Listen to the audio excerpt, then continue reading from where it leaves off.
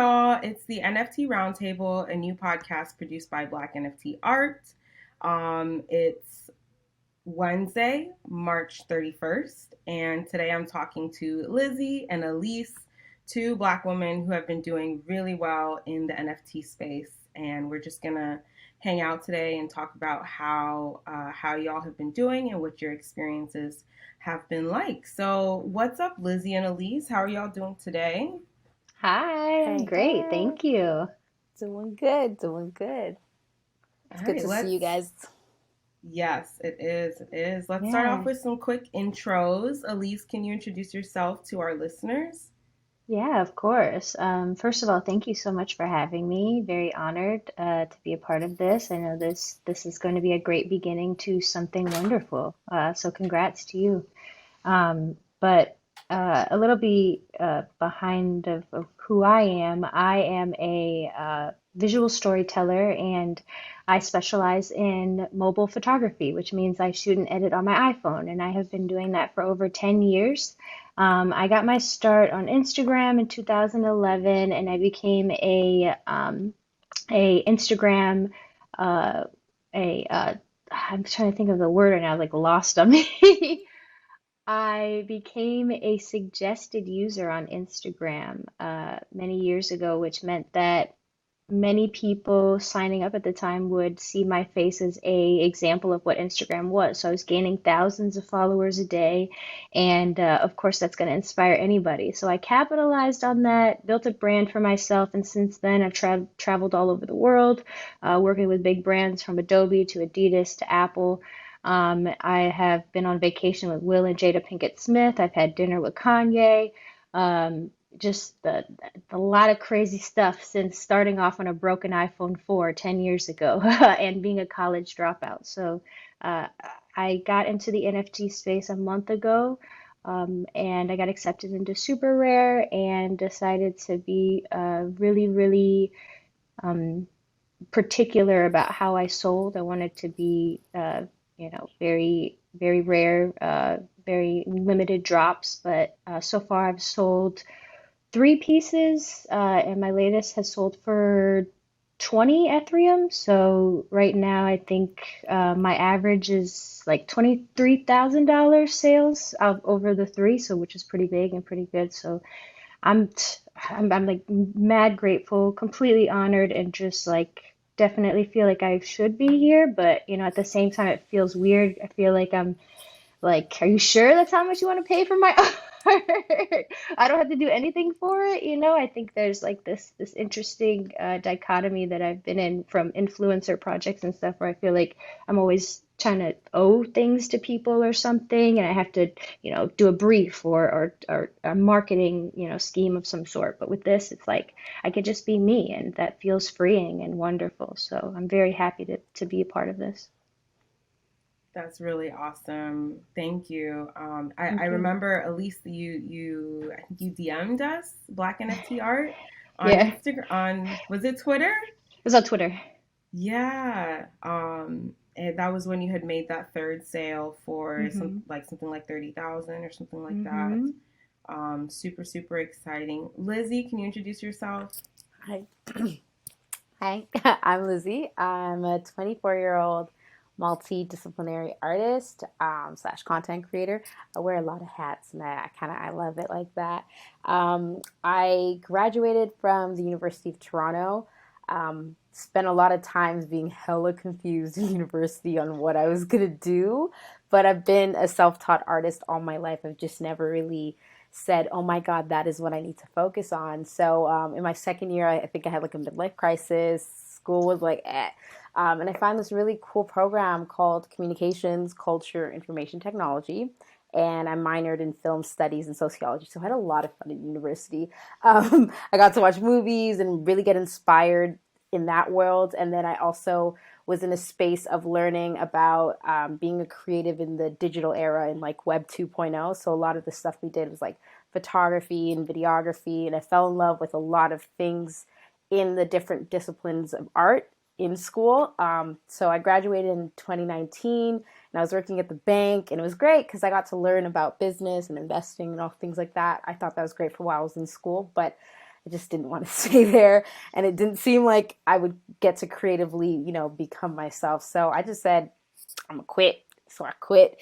And it was great. But I was also walking into instability like, okay, hi. So I was like doing freelance content creation for a while, and I built my own social media on Instagram, and I was doing cool like collabs. So I kind of understand what Elise was saying. I'm like, oh yeah, that was kind of me too. Right. Like, and understanding that in like for myself, like so pitching yourself to brands and pitching yourself for campaigns that you want to do. I had to teach myself all of that from the beginning. And it was so funny because in the beginning, I'm like, oh my God, I could charge $10,000. And like, girl, what? Yeah, there's so much to learn from like when I started to kind of going at it by myself. 2019, 2020. I wanted to go into music and doing stuff in PR, but then the pandemic hit, okay, and that changed a lot of stuff. So I had to just like figure out, go back into my like creative bag as I was like same thing as when I was a kid because I'm an only child, so I had to entertain myself with creativity. So I went to the dollar store, bought a whole bunch of cool arts and crafts stuff.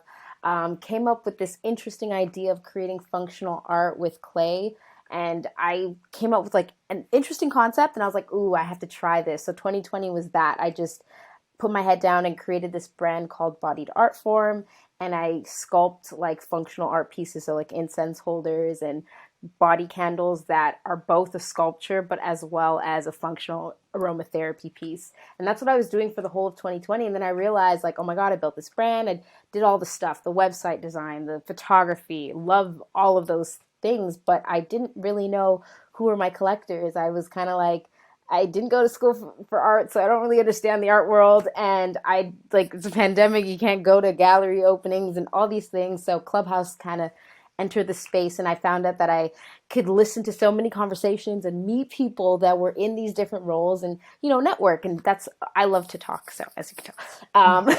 And yeah, I just kind of started to know who were different people and like network.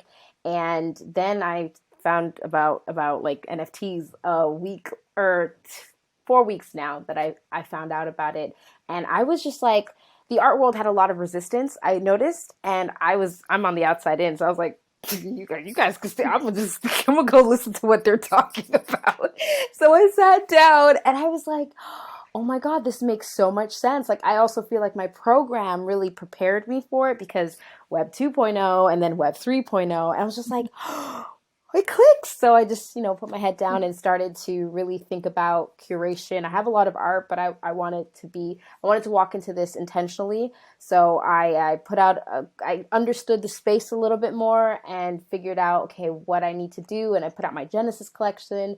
And like the second day I dropped it, I made my first sale, and I was like, what? This is real? Like I could actually, somebody's going to buy it. Like, and I was playing around with prices, and they bought the most expensive thing. And I was like, whoa, like it hits you like, wow, if someone really appreciates it and you really put it out there in the world. And Black NFT art, they retweeted, and the community was so welcoming that like it can really happen to you. So sometimes I like agree with Elise. I'm like, I felt like I still kind of get the imposter syndrome. Like, can I do this? You don't see a lot of Black women and Black people in this space. So but that whole example still pushed like, this, if you just keep your head down and keep doing what you're doing, you can really make it happen. And that's what Elise is doing. So I'm just following her footsteps. Yeah. That's what we doing. Yeah. Nice. That's Lizzy, amazing. Lizzy, I'm surprised that you only started a month ago Yeah. with NFTs. Yeah. When did you start, Elise? Oh, it was only a month ago too. Wow. Yeah, Okay. I Okay. when I dropped my first one, I had no idea what I was doing. No clue. I mean, I studied a little bit, like how Lizzie did. Like I mean, I made sure that I was looking at what the most popular people are doing, looking at what the top sales are, looking, just making sure, even to the littlest details, like what are their descriptions, what are their titles, what are their hashtags, who do they conversate with, how do they conversate, how do they, like a lot of the dynamics of the community I had to study, and I think that's what really helped me a lot. I agree. That makes a lot of sense. So Elise, where did you start learning about NFTs? I know Lizzy mentioned Clubhouse for you, Lizzy, right? So Yeah. what about you, Elise? Yeah, I learned through Twitter. I've been on Twitter for like 10 years now or so. Just obsessed with it, on it every day. And I actually say good morning at 5 a.m. I have for like years now. I actually did like a sunrise photo that I'd post every day for 2 years when I lived in Chicago. I live in Brooklyn now. So Twitter's like my family, my home base. So I had a friend named Jayan Silva who I've known through Instagram photography. The community that we have in Instagram is completely different, but he was one of the first people who was talking about NFTs, and I just thought it was so interesting. And then I also know Beeple too, personally. We've traveled together, we've been on different events together, we've hung out. So I saw that he was kind of talking about it too, and I was like, I don't know what's going on, but I feel like I should probably get a little bit more involved and figure out some stuff. So my management actually was talking to me about it too a couple months ago, and they were like, "Hey, there's this NFT stuff happening," but we didn't take it very serious. We were just kind of like, it sounds cool, but does it really fit into what we're trying to do? I don't know, not sure. But then I saw some of my friends talking about it, and I was like, okay, maybe I should be more on top of this. So I hit my management up, and I was like, yo, we need to be more on like adamant, give me a list of platforms, do we know anybody? Let's really, and then after that, I started applying to places. And got accepted in a super rare. And after that, I just simplified everything. I was okay, I'm at this great platform. I'm not going to ask for anything more. I'm going to keep it real simple and just focus on this. So that's what I've been doing pretty much. What other platforms did you apply to? I applied to Nifty. I think I applied to like maybe I'm not sure what other, I don't remember at this point, maybe Foundation or something. But I definitely got denied at Nifty. And let me tell you something about that. So, you know how you have to apply and send like a video or something? Well, so like in some of the applications, it's like you have to send like a 1 minute video or something in the application process. So, or at least I don't know if they do it still, but I had to. So for the Nifty one, when so just to back up a little bit, when you have to actually buy certain crypto on certain exchange platforms, like back in the day, you had to post like a photo of yourself with like your account number or something so they know you're a real person to buy or whatever, right? So I thought that when I applied to Nifty, they wanted a minute video or a video of me. I just sent them a video. I was like, "Hi, my name is Elise Swopes," and that's all I sent. So I don't know if they saw that and they were like, I don't know who she thinks she is, but that's not enough. And they were like, no. So, but after that, I realized I was like, oh, maybe I think they're asking for like information or something. So I like send a super rare one that, was about me, my background, who I am, what I'm trying to do on the platform, and I'm assuming that's probably how it worked. But at this point, I'm very thankful that I'm on super rare. I appreciate Nifty and what they do. I think it's a bit, I think it's a lot more intense for me though. They're a lot more serious about it. I like super rare. It's a little bit more laid back.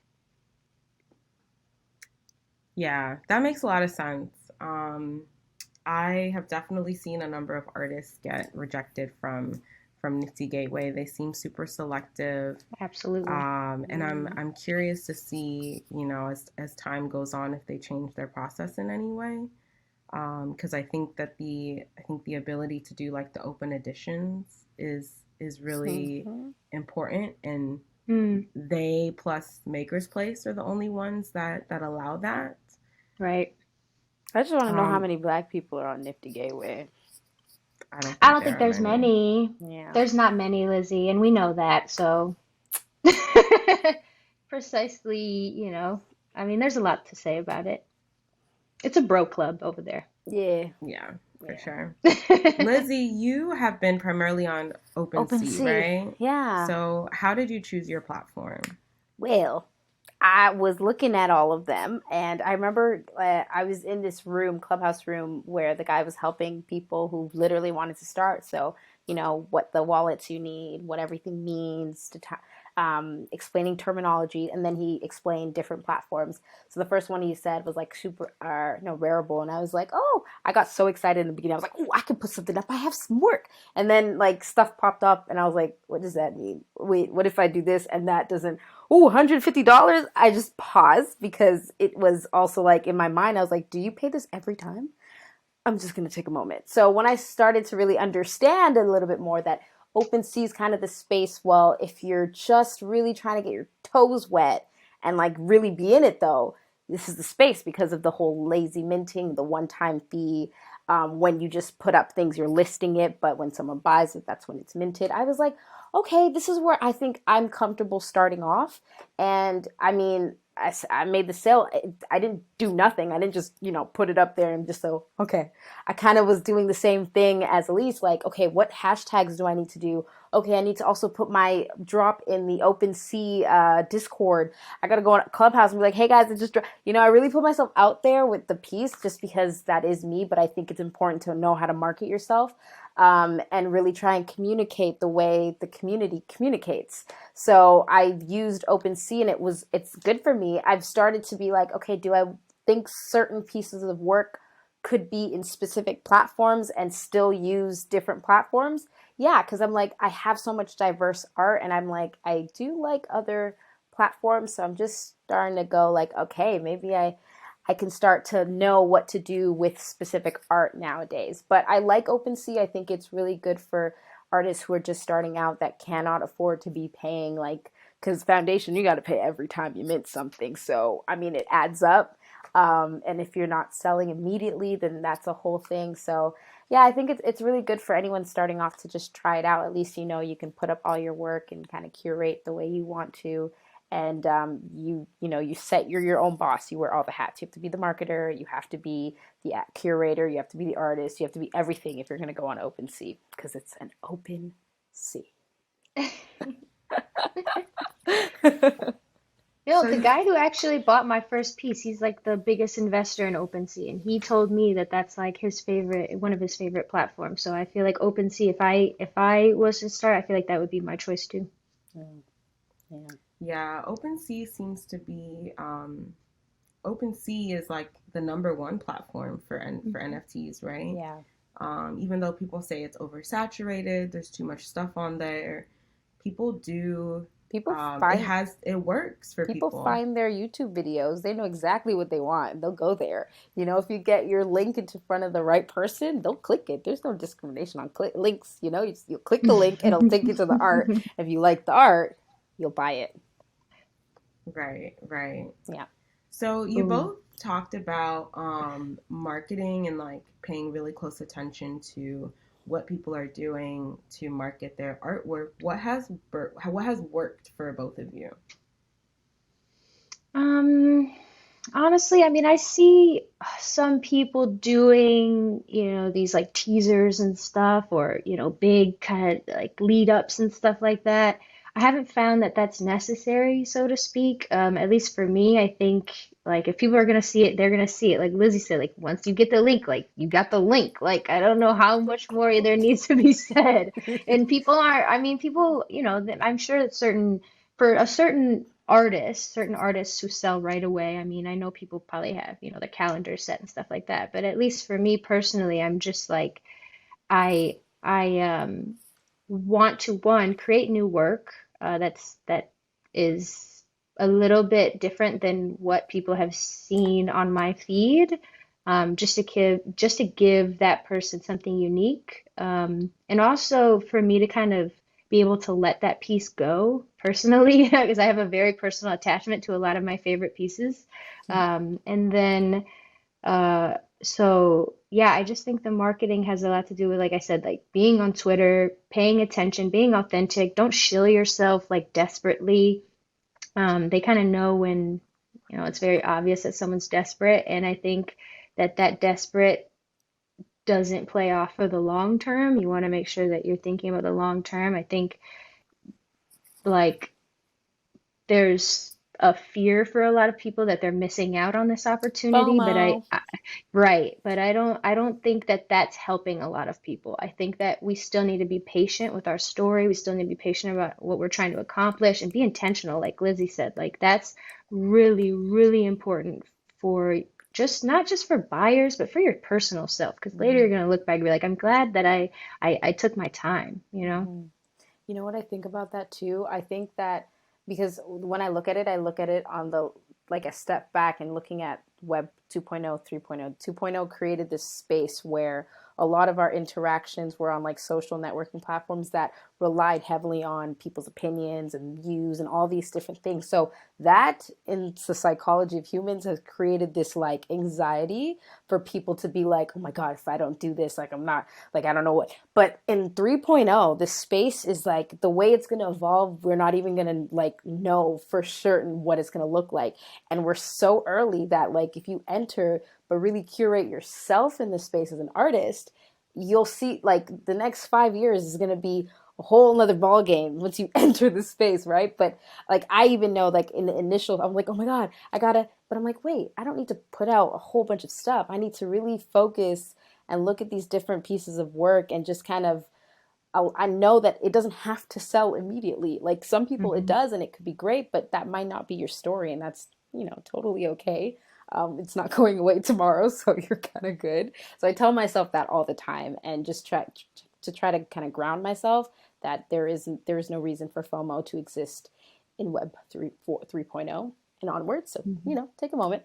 But when it comes to advertising, the same thing is just like interacting the way you would anywhere else, just kind of like, hey, I just posted this is on OpenSea or this is wherever. Here's the link.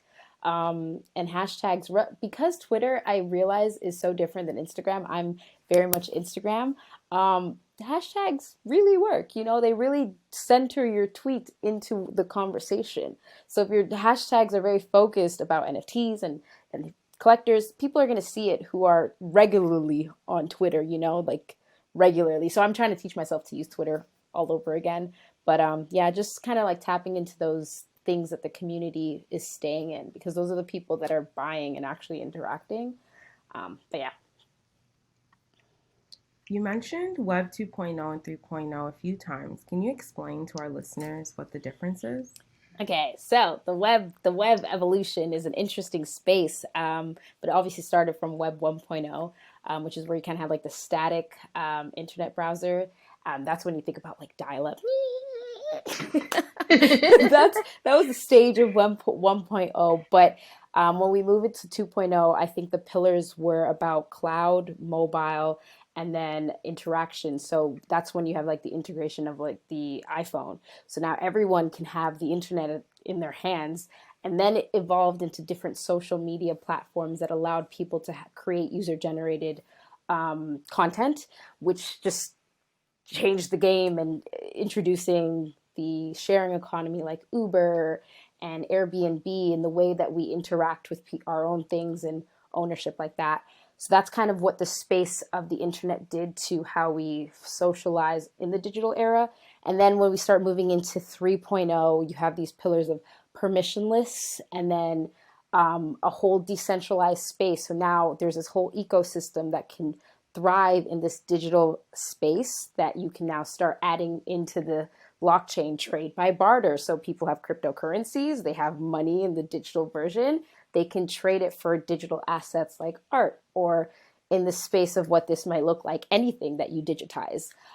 That's kind of how the systems of money and ownership will kind of transpire there. But you have this whole space of you know who exactly bought what, you know when they bought it, you know how much they bought it for, so it's transparent. Anything that's on the blockchain can be looked up for the years to come. So I think that's something that's exciting and why people are very interested in buying digital assets because in 30 years, when they're like, I owned the one of one in 2021, that's going to mean something. So, yeah. So basically, Web 2.0 and Web 3.0 just refer to like the evolutions of the internet, basically. Correct. Okay. So right now we're in Web 3.0. 3 point, I call it like 3.1.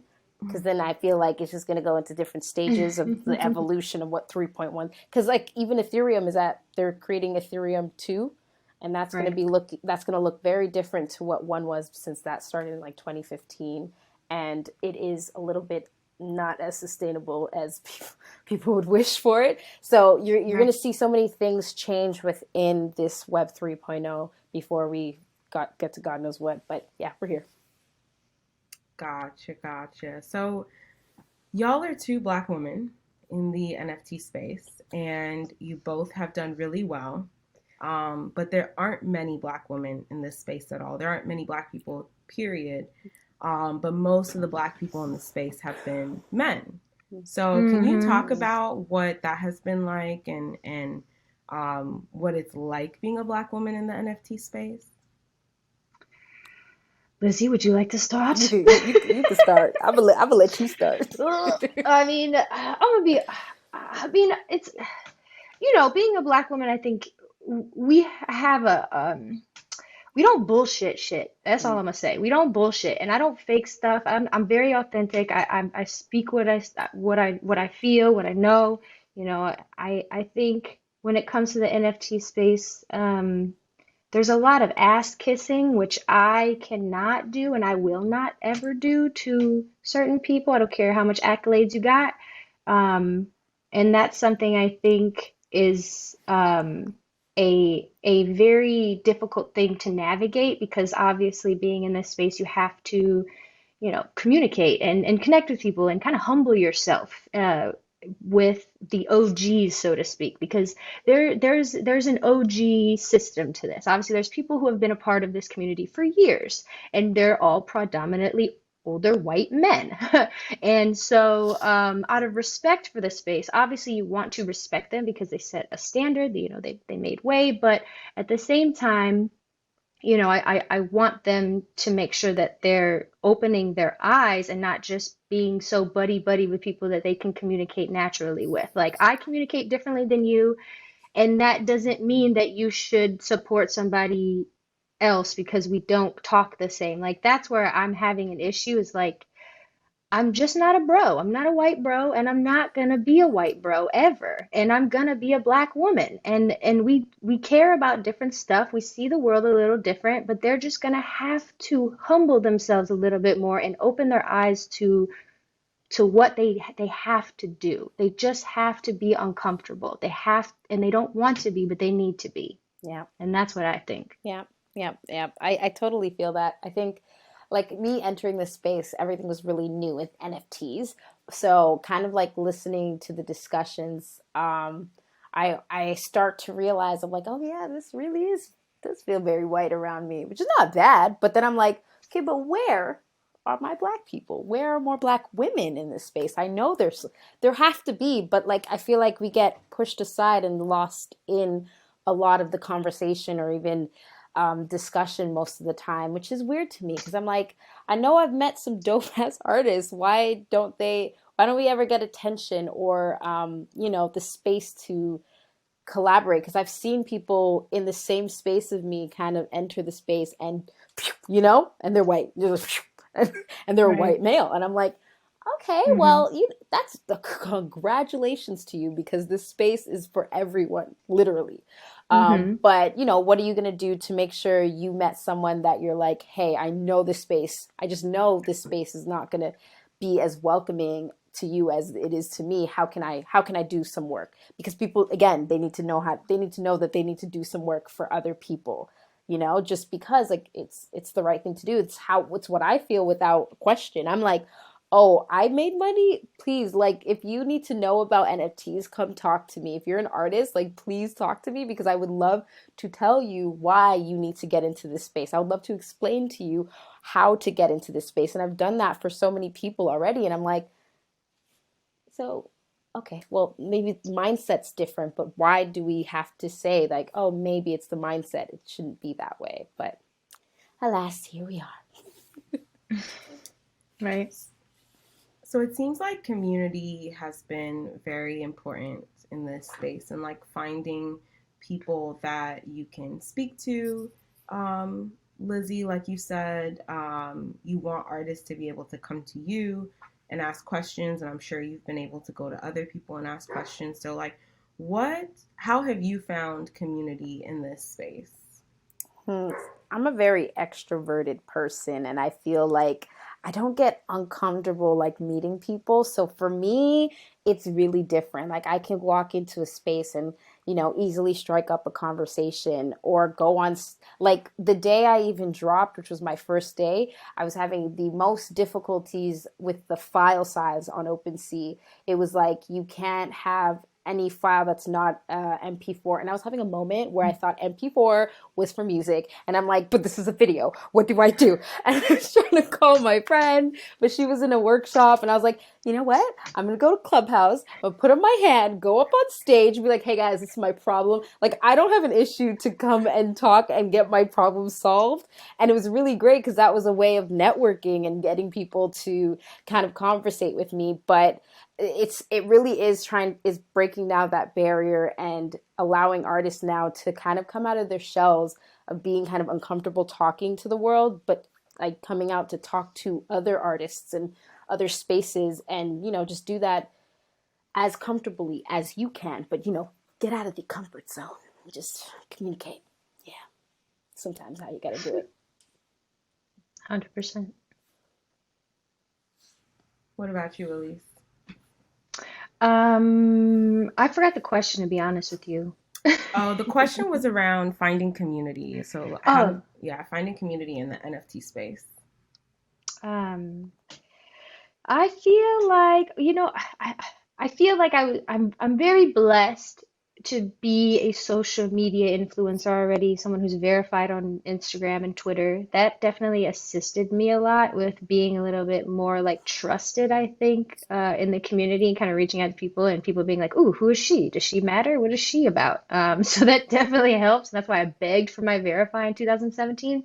I was like, "It's good for business. Give it to me now." I still need So mine. Mm, Oof, mm. girl, it is there's so many people struggling right now in there. I don't know what they're doing. They need to get it together.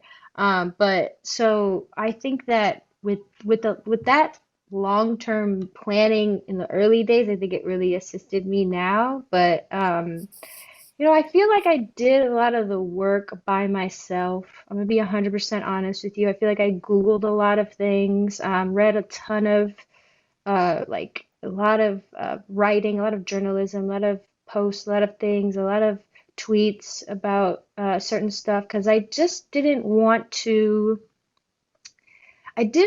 want to like step on any toes, I guess, on what other people were doing because I was so new in it. I didn't like people were like, "Oh, you should hit up Beeple and have him, give you some tips." I'm like, "No." Like, I'm not gonna bother him at the top of this. Like, that's so user-ish. Like, no. Like, I know how that is, and I don't want to do that to people. So for me, I was like, let me just just figure it out. Like, I don't know. I've just kind of been like that my whole life a little bit. I just kind of like doing things on my own, but that also is difficult because there's there's so much to learn and so many people to meet. So I've definitely been uncomfortable many times to not so much like humble myself, but just like put myself out there and begin again, Mm, because mm, when I first started on Instagram in 2011, it was the same kind of thing, how it is here. Lots of white people. I was the only black woman in the space. I was the only black woman at many events, and I'd be like, "Hello, what's going on here? Like, who has the list?" And I'd like email them after, like that was unacceptable. You guys need to do better. Like this has been done before for me, mm, and so now I'm at a place where it's like I know how it's going to turn out, and I know it's it's I know that I got to play the long game. I got to make sure that I do my due diligence, I do my work because I could show for it. I don't want to just be talking about it. I want to show that I'm about it.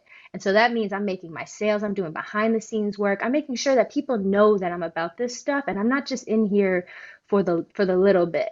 And I like proving people wrong, most importantly. There's a lot of women in this field too, a lot of women in this community who are afraid, and they're afraid of the black women who are coming in it. And I could tell because they don't want to follow me back. They don't want to answer my DMs. They don't want to do this. But I know they see me, and I know they see me. but it's fine. It's totally fine because I've been here before. I've been here before, and I know that I will last, and I promise you I will. So they will see, they will come back around because all the people who weren't there before in the early Instagram days, they are back. And they have been congratulating me, all up on me, whatever. But you know, I'm kind. I'm kind about it, and I'm very cordial, and it is what it is because like what is that? What do they say? It's like a proverb or something, people they do not know what they do or some shit like that. Like that's, people just don't know at the time, and I forgive them for that. Oh, forgive them for they do not know what they, like that kind of stuff. It's like I'm not mad at people about it. It's just that I know how it works and I know people are weird and I'll be fine. It's funny that you said that because even I thought, I'm like, so you're not going to answer back my DMs? Okay, but you know what? It's okay though. It's okay. You know why? Because this is a train, right? And it's going. It just, and you're going to have to like, to try and get on the train eventually, right? Yeah. And that's just the way the world works. So kind of knowing that and having that mindset going in, you can't lose. It's only up from here. You cannot lose and you will not lose. Do not allow anybody to tell you who you are, to defeat you, to minimize you, to devalue you. You only know you and you got to believe in you. So I've been doubted so many times in this stuff. People are like, oh, you do iPhone photography, editing? Are you sure? It's low quality. No one's going to buy that. Yeah, right. Okay, bye. You know? Yeah. Period. I think Black women are really good at saying, regardless of whether or not I have access to all the resources or all the people, I'm just going to figure out how to make this work. And Yep. It seems that that's what y'all have been able to do. And Lizzy, I see you on Clubhouse all the time. You're very active there, and you're clearly building a presence and a name for yourself using Clubhouse. And Elise, it seems like you have been able to kind of mobilize the community that you already have around you from your artwork, while also just figuring it out, even though you're not like super embedded in the NFT community. Right. Absolutely. Yep. So what have any of you been able to connect with your collectors directly? Yeah. Yes. Not yet. I actually Yeah, tell me about that. I had a video call with my first buyer. His name is Nick. He is a founder of One Confirmation, and One Confirmation actually just don't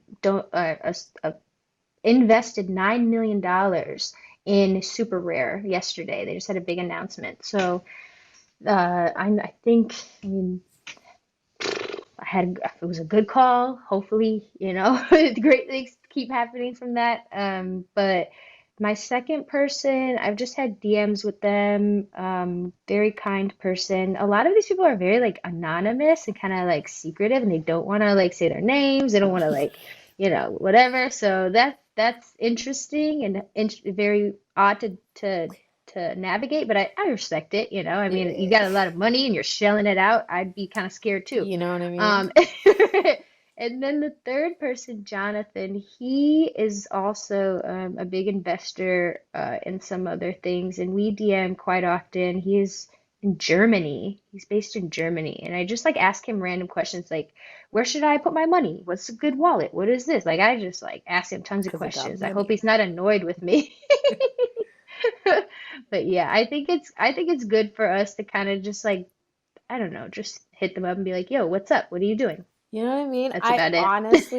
honestly, I tried. I'm like, this person spent $5,000 on my work. Who are you? Can I just say thank you to you? But like, so anonymous. And I'm like, I can't. How do I find you? So I have tried, but I couldn't. And I understand it, right? Like you can go on the Etherscan and know exactly how much that person has in their wallet. So I can understand why people kind of want to just stay anonymous. I'm understanding a lot more about cyber hacking, and then this whole space of making sure that you're secure with because you're your own bank now, right? You have to be Right. secure. So that's so you got some people who want to make a name or make it known who they are and what they're collecting, and then there's some people that are like, just keep me out of that, it's for me. So there's that. Yeah. Yeah, I've noticed that you have the different tiers of collectors. You have the people who um maybe don't have 20, 30,000 to spend, but they may have a few thousand. And I think those people tend to be a lot more open on social media about Mm-hmm. sharing what they're buying, and a lot of them seem very focused on supporting up and coming artists, and like helping them get their first sale, even if it's only like for half an ETH or a percentage of an ETH or something like that. And then you have the bigger quote unquote whales, Big right, who spender. are dropping 50,000, 100,000. Yeah. I can definitely see why people like that would want to be anonymous. And also I would imagine, they don't want they're probably getting hit up by artists who are like, hey, can you look at my work? Yeah. When I first started, I was in people's DMs. You I was have like, to be, do though. you know me? Do you just Hello? want to see my work though? Hey, this is the link. And then after they don't respond, you'd be like, all right, okay, let me just I get play the off a little point. bit. All right, I see you. Okay. But I know you you stay. see me Yeah. though. And that's it. But it's about that. It's about putting that Yeah. first, okay, you saw me, you see me in the DMs, you'll see my art somewhere. Then you'll be like, damn, I really should have just been. Yep. So that's how you gotta plant the seeds everywhere you can, but you can't overdo it. It's like sending 30 emails. People will get annoyed. You don't want to be that person. Yes. Would you say that as you've started to sell more artwork or more NFTs, have you been reaching out to collectors less? No, haven't slowed down one bit. You can't. Nope, This is you can't. what is this? Snowpiercer. Have you seen the movie Snowpiercer, the show? Yes. We're on Unfortunately. Yeah. We're on the Snowpiercer. It's moving a little too quick, so you got to be on your toes. Yes. But I feel like I've just been more calculated. Like, okay, now I want to know, just the same way when I was curious about who are the collectors in the art world, I was like on Clubhouse. I go into rooms and I'm just going through, who are these people? What do they do? What do they like to do? Do they collect art? I'm saving them in my little NFT collectors thingy on Instagram. Yep. Why? Because when I post, I'll be like, Gotcha. here you go. I just did this. Did it. Send and a then, little shill link. here. But yeah, it's just about kind of like refining even to find who are the people that may spend a lot more, just even want to collect more Black women arts, all these things. Gotcha. Okay, so the direct DMs to collectors is a core part of your strategy. 100%. Yes. That's awesome. So, what are you most proud of? I'm most proud of my ability to navigate this community with a good head on my shoulders. But that took a long time of practice. I mentioned a little bit that I wake up at 5 a.m. So I wake up at 5 a.m., I meditate, I read, do yoga, I write, I journal, I share that writing to my Instagram stories, I record it. I have like a whole morning space to myself that is very specific to set my energy before anybody else does. And I think that that's one of the most like proud things I have is because it's allowed me to one, be very patient when I don't have a sale coming up. Because that first sale that I had, it took like 3 or 4 days. Like I was stressed. I was like, I'm a failure. No one likes me. I was freaked out. I was terrified.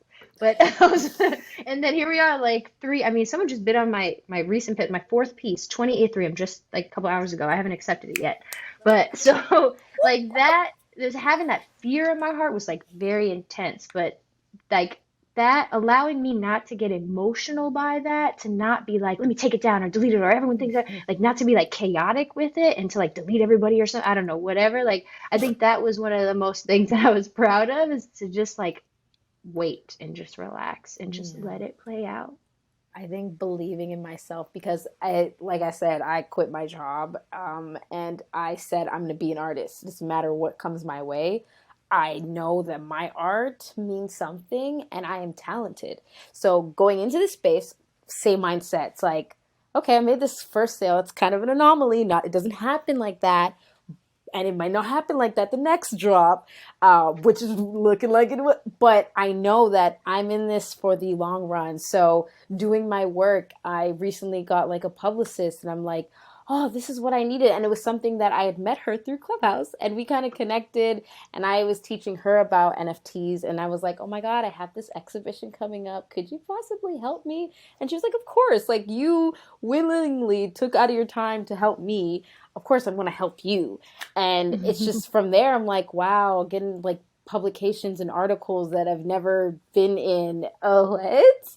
So it's kind of this mindset of, you know what, this space, like a lot of people are going to come your way that are going to help you. Some people might not help you, but that is just this whole journey, and I'm on it, and I got patience for it. So, and I believe in myself.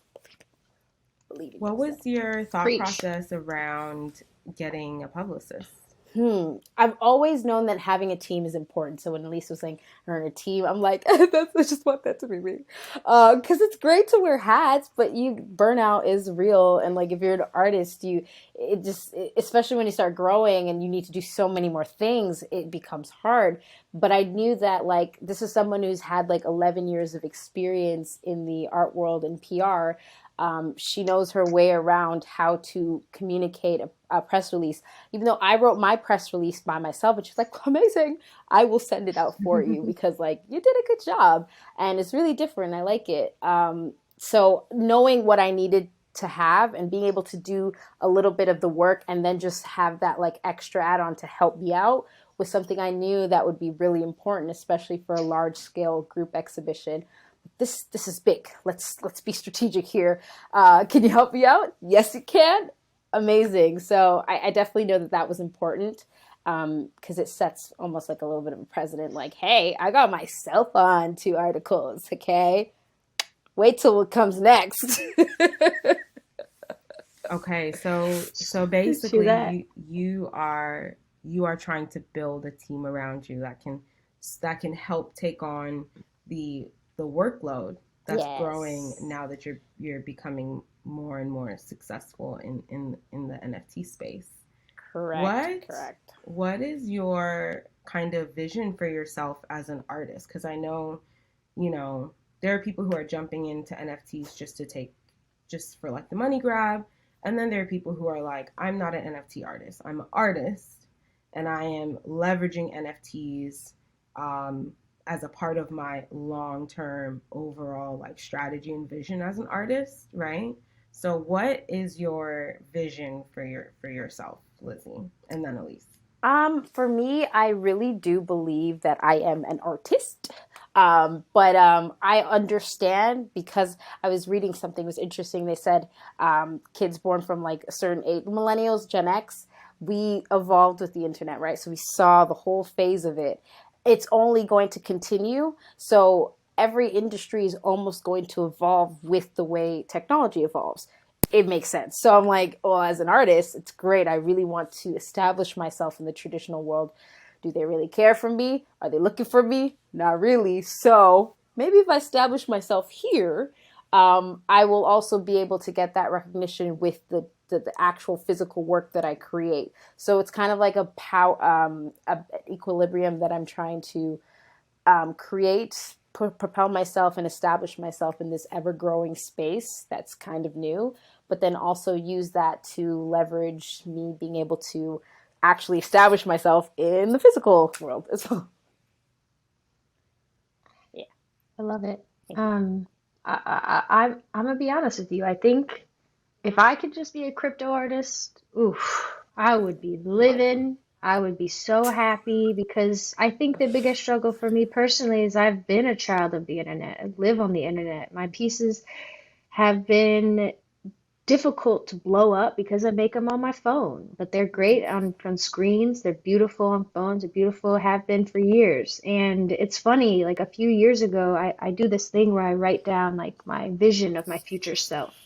And I wrote down, be a gallery artist. But the issue was for me in my mind, I'm like, how can I do that? And so what I would do is work backwards from that idea. I'm like, okay, well, maybe I'll just paint my pieces. Maybe I'll do like just kind of like get away from what I'm actually doing in order to be successful in a space that's like not welcoming to what I do. Mm-hmm. And I was kind of like shifting myself even in 2020. I was like, okay, well, I'm going to try to paint a little more, get better at it so I can finally be in the galleries like my vision.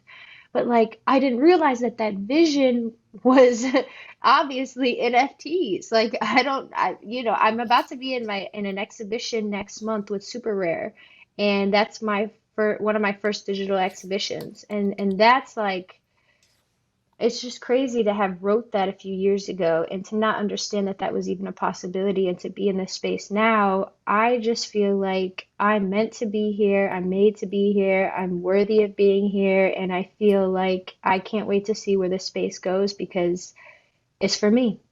Period. Period. You know, it's funny you Gotcha. said that. Like, me in this virtual exhibition is my first ever exhibition. So I'm like, what? Go. I didn't think that I would.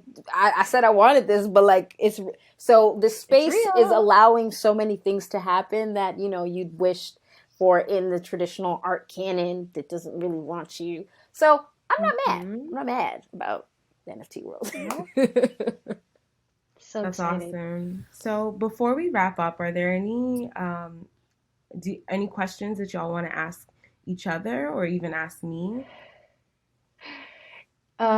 Yeah, I mean, I would love to know, what do you think can be done to open up the space for Black artists?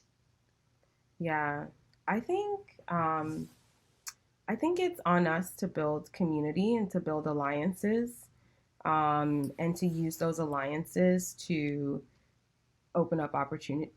Excuse me, open up opportunities for ourselves and for each other. So, for example, I see organizations like Black NFT Art, One Off, and other groups in this space being able to collectively like bargain, for example, to get Black artists onto platforms like Nifty Gateway, right? That it's really Mm-hmm. hard to get on, and to use those alliances and that collective power to help usher Black people into spaces that we're having a hard time getting into. Um, I think that I think that coming together and collaborating is is the best thing that we can do for ourselves. And I'm also looking forward to seeing more celebrities Hmm. um, step into the space in a thoughtful way, Yeah. um, in a way that helps up and coming Black artists get more of the attention that they deserve. And that's something that Black NFT Art is actually working on. We have a celebrity client. Our first big client Ooh, will hey. be hopefully be able to make an announcement soon. But um, they came to myself and Erican through Crypto for Black Economic Empowerment, which is a group of Black leaders in the crypto space. And they were like, hey, we want to get into the NFT space. We want to do it in a thoughtful way. Um, we want to uplift artists and entrepreneurs in the space. And we were like, yeah, we can help you do that. And we're happy that you're even thinking about it that way, because you could very easily just say, I'm going to jump in, like Right. drop an Yeah. NFT, like make And I've this seen that. money, I've make a seen that. million Yep. dollars and dip, right? Right. Um, so yeah, I'm looking forward to being able to work with big name people in that way. I'm Interesting. excited I'm for that excited. too. I feel like I Sheesh. might know who it is, but I'm gonna just keep my speculations to myself. You I might might know. know because You I'm might like, was know. I into Root? Anyway, but I love that. And then with that whole like collaboration aspect, I'm like, oh, I think that's important. So I have a question for Elise. How do you feel Hmm. about collaboration, like collaboration with recording artists, but also artist to artist collaboration in the NFT space? Because I know I've seen like, I remember when I was watching Ferocious do stuff, and I'm like, oh, I see that he's putting people on by allowing the work to kind of combine together. That's really interesting. So wanted to pose that to you. What do you think about the whole notion of collaboration? Yeah, I'm gonna be 100% with you. I am a very particular person when it comes to how people work, how people do things, and I need to be able to trust someone's character. I need to be able to trust um, that they are my friend, and I could count my friends on like this hand Mm, right here, and they're not designers. So I've just had a lot of like traumatic past experiences, like publicly working with certain people who have been like canceled, so to speak, or like mm. certain things. And so You don't think about I tend to protect my brand and myself by that, by not really connecting with people who I don't know 100%. that. And that's something that I mean, we've only been in this for a month, and I don't know a lot of these people. And there's still Mm, even like new things that pop up. Like there was some drama the other day where this one guy was like threatening this 15-year-old, and I like we all followed him, thought he was a great artist in the NFT space, but then like he was doing some weird stuff, and then it's you like do we that. just got to know him, and now but there's little things like that that happen where it's like, what if a few weeks ago I was like, oh, let's collab because you're great. Like I'm glad that's not an option for me right now. So I'm just a very protective person of what I've built for myself because it's been a long decade of doing this by myself. That's all I'm gonna say. That is And it's facts. hard to allow someone new to come into my space now. That is facts. I like that. I It think makes that's a lot of important. sense. Exactly. Because when you think about it, you're like, cancel culture is a part of the culture It's now, and real. it's a I mean, very real thing, right. And I don't really dependent believe in on. cancel culture, right? I don't believe in cancel culture. I believe in accountability culture. I think Yeah. that people have a responsibility to correct their wrongs, and I Yeah. think people should have that opportunity. But if you don't do that, then peace. You know? So yeah, Hmm. it's a difficult thing to be a part of It's like a, sometimes. But I would love to do collaborations, but it's in the back of my mind, obviously. yeah. Yeah, I can see that being very sensitive, especially given that there are these royalties built into the Yeah. process. So you're essentially going to have to be, sharing this income forever, right? So Exactly. It gets complicated. yeah, Yeah. Yeah. yeah. Yeah. Cool. Cool. Well, that's all I have for you, ladies. Thank you so much for joining me today. It's been an honor and a pleasure. I'm really looking forward to getting to know more Black women in the space Me through too. Me conversations like too. this, and hopefully we can have y'all on again in the future, maybe. And Elise, we'd love to see you on Clubhouse. Where are you I, at? oh, I'm on there all the time. I don't, it's like too much talking. I don't know. I love talk. Don't get me wrong, but it's like I just have so much to share myself, and it's hard for me to like sit and like wait for my chance. I'm like, oh, I just want to say Yeah, something. that's why the So it's I feel hard. you. It's very, small rooms are always so much yeah. better. I've met like so many people that I love to talk to in smaller rooms because you can Hmm. actually, communicate. When you get into those Right. large rooms, it turns into like, ooh, turns Just into playing the waiting game it's forever. like the graduation line, when you're waiting for your name You're any just like, at any point in high school, whatever. You're like, so when's my turn? And then the before it's turn your never turn, comes. you forget your question. Exactly. Well, I mean, I'm so excited to follow you, Lizzie, and I'm excited to connect with you, Iris, on Yes. Clubhouse. I mean, it seems like you guys know what you're doing on there, and I can't wait to follow you guys and be a part of what you're doing because I just know it's gonna be great. So I'm looking forward to it. Moi aussi. Thanks. Awesome. I'll actually send you an invite for the Black NFT Art Oh, Club. please, We've been please. doing weekly events. Our rooms are pretty small and intimate, They're which great. is how I like it. Oh, And I think perfect. everyone seems to appreciate it. A number of people have mentioned it being like the first space where they felt comfortable coming up on stage, asking questions, engaging, That's and good. we really want to keep it that way. Yeah. I'm in. It was so Cool. much fun talking to you, ladies. Love it. So Love fun. it. Thank you so much. I like Thank literally I've enjoyed this so much. I can't wait to just be you guys' friend. Like we're friends now. This is We're it. already We're friends. Yes, in. You're We're already. locked in. yes, we And are. Iris, I gotta give you your flowers. Like you are doing the work, okay? You are doing the work, and we all appreciate you like immensely. So thank you. Thank you. Thank you. It's a pleasure. Honestly, working with artists is so amazing. This has been one of the best experiences of my life. It's just, I mean, I'm not an artist myself, but I admire artists so much, and I just love being able to work with y'all and help y'all succeed. So yeah, thank you. Thank Thank you. you.